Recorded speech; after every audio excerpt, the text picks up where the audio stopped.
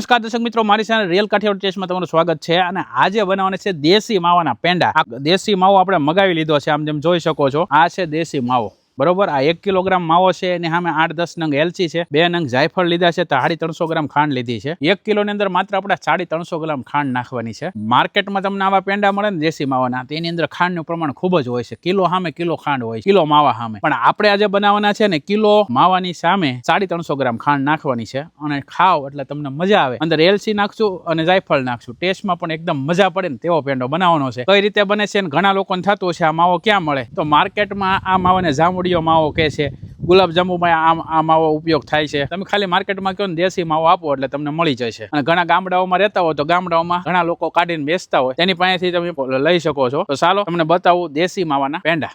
આ છે દેશી માવો અને આ માવાના પેંડા આપણે બનાવવાના છે. હવે માવાને આપણે છે ને ખમણવાનો છે. આ રીતે ખમણી વડે જો ખમણી નાખો ને એટલે એકદમ છે ને માવો તમારે સાહણીમાં ઓગળશે ને એટલે એકદમ લિક્વિડ જેવો થઈ જશે. જો આ રીતે આપણે ખમણી નાખવાનો છે. તો આ બધો માવો હું અત્યારે ખમણી રહ્યો છું.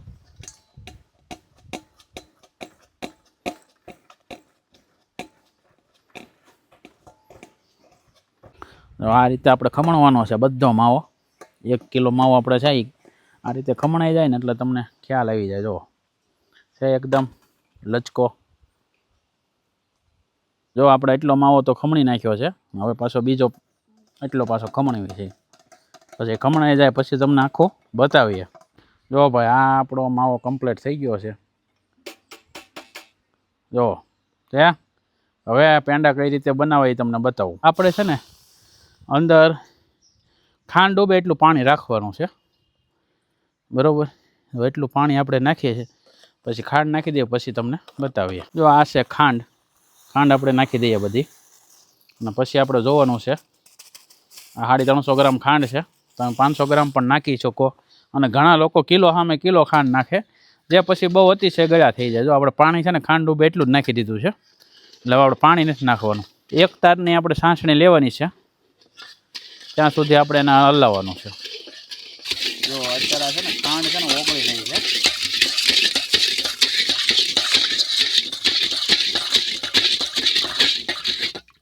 જો ખાંડમાંથી ડોળ નીકળ્યો. જો તો સરસ મજાની ખાંડ ઓગળી જાય પછી તમને આપણે માવો નાખીએ બતાવીએ. ત્યાં લગીનમાં આપણે એલચી ફોલી નાખીએ અને જાયફળનો ભૂકો કરી નાખીએ. જો ભાઈ અત્યારે ખાંડ ઓગળી ગઈ છે બધી.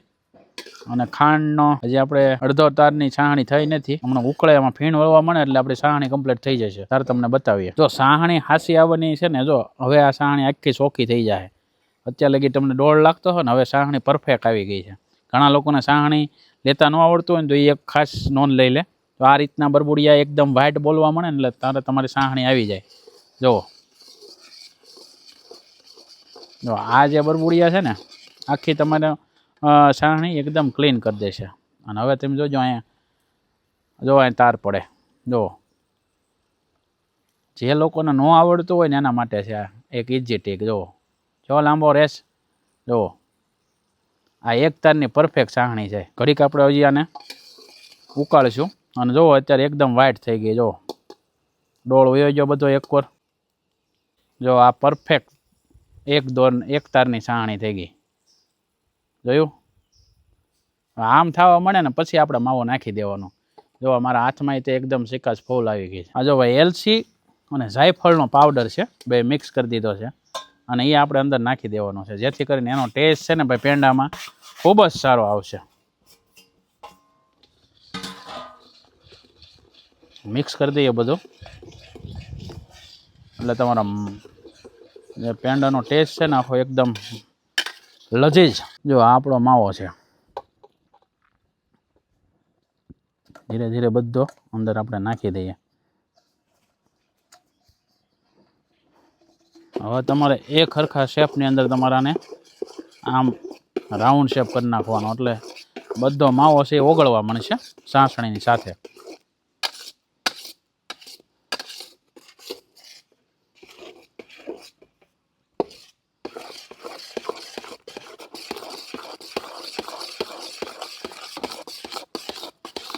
આ ખમણવાનું કારણ હોય ને તો આ છે. જો ઘડીકમાં મેલ્ટ થઈ ગયો.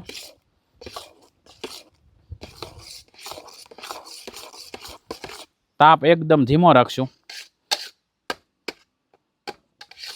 અને આ રીતે આપણે હલાવ્યા રાખવાનું છે.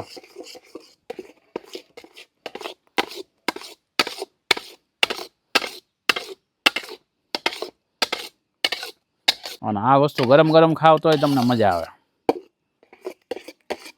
ઘઉંની રાબ કરી હોય ને તે ટાઈપનું ટેક્સચર થઈ ગયું છે. અને જે જાયફળ ને એલચી નાખીએ તેનો જોરદાર સુગંધ આવી રહી છે. ઘડીકાને ગરમ થવા દેવાનો છે. ગેસ આપણે હવે બંધ કરી દીધો છે અને હવે છે ને આ રીતે માવાને તમારે આમ ચડાવતો જવાનો, જો આમ, અને ઠેરવવાનો છે. હવે હું આને છે ને પંખા નીચે મૂકી દઉં છું, જેથી કરીને છે ને માવો હબ ઠરવા મળે. તો આ રીતે ચડાવતા જાઓ ને એમ પછી ઘાટું થતું જાય. 15-20 મિનિટ થવા દેવી પડે. 15-20 મિનિટ પછી તમને બતાવે. જો કલર ચેન્જ થઈ ગયો છે. આપણે પંખા હેઠે લઈ લીધું છે. 15 મિનિટ આપણે પંખા હેઠે રાખશું ને એટલે આ થિકનેસ ફૂલ પકડવા મળે છે. જોવો તમે છે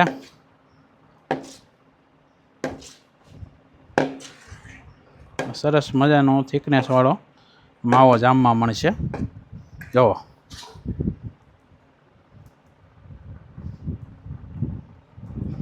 હવે ઘડીક આપણે આને એમને ઠરવા દઈએ. જો આપણો માવો એકદમ થિકનેસ થઈ ગયો છે. પેંડા વાળી લઈએ. હવે આવા લુવા બનાવવાના છે. જો આ રીતના ગોળ લુવો વાળવાનો. થોડો ઘી વાળો હાથ મેં કર્યો છે અને આ રીતે શેપ કરી નાખવાનો. હજી આપણે છે ને માવો થોડોક ઢીલો છે. જો આ રીતનો આપણે મેકી દેવાનો. પછી માથે છે ને આમ કરીને ઘી વાળો ગ્લાસ છે ને આમ ગોળાઈ કરી નાખવાનો. પેંડો રેડી. જો આ રીતે વાળી નાખવાના. નાની મોટી સાઈઝ થાય ભાઈ. આપણે તો શું છે કે પરફેક્ટ કોઈ બીબું નથી અને હજી થોડુંક આપણે ઢીલું છે.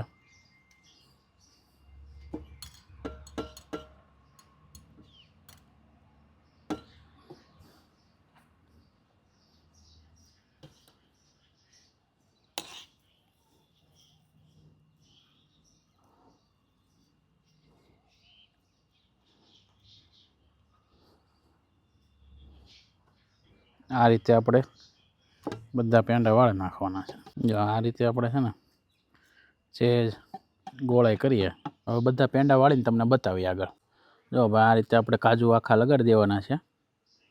અને હજી તાજો પેંડો છે ને ત્યાં બધા લાગી જાય પછી લગાડવા અઘરા પડશે.